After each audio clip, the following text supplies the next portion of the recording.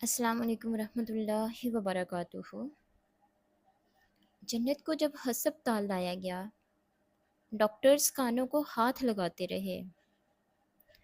Lahore China scheme की जन्नत और शेखपुरा का उस्मान। 13 साल कबल दोनों की शादी हुई। 7 साल का बेटा और 8 माह की बेटी के दोनों माँ बाप हैं। अब बस जुल्म सुनते जाइए, रूह कांप जाएगी। 1 साल कबल उस्मान ने बीवी पर सांप घर लाकर छोड़ दिया। मुतालबा था दूसरी शादी। बीवी शायद रुकावट यूं थी कि पहले हमारे अखराजात तो पूरे कर लो।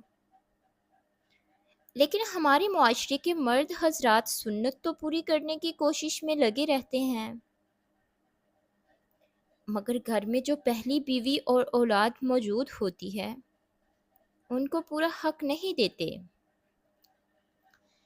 ये बेशर्म शख्स जिस लड़की से शादी करना चाहता था उस पर पैसा निछावर करता था। खाने खिलाना, शॉपिंग करवाना। जब बीवी ने पैसे मांगने तो खाली जेब दिखा देनी। सांप जब छोड़े गए, शायद सांप के काटने से बीवी फौत हो जाएगी।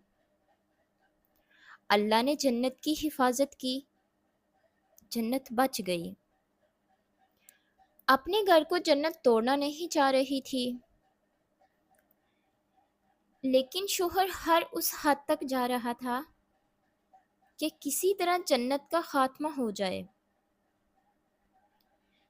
8 अक्टूबर 2025 शोहर घर दाखिल हुआ। अपनी बहनों को बुलाया, बहनों के खामदों को बुलाया। दोबारा दूसरी शादी की बात शुरू हुई। बीवी ने वही सवाल किए, पहले हमारे अखराजात पूरे कर लो। बेशर्म शोहर ने बहनों के खामदों के सामने बीवी से जिस्मानी ताल्लुक कायम किया। अपनी बहनों के खामदों से भी खुलेआम जिस्मानी ताल्लुक कायम करवाया। सर पर डंडे मारते, सर की सारी हड्डियां टूट गई। जुल्म अभी खत्म नहीं हुआ। उस्मान के माँ बाप, बहनें, उनके शोहर जो कर सकते थे किया। मार मार कर बेहोश कर दिया। आखिर में उस्मान की बहनों ने जन्नत पर पेशाब किया। अस्तगफिरुल्लाह। उस्मान को यही था जन्नत मर चुकी है। ये सारा कुछ 7 साल का बच्चा अपनी आंखों से देख रहा था। उस्मान ने शेखपुरा के हस्पताल ले जाने का फैसला किया। ससुराल वालों को कॉल की, जन्नत बेटे को ट्यूशन छोड़ने जा रही थी। एक्सीडेंट की वजह से शदीद जख्मी है।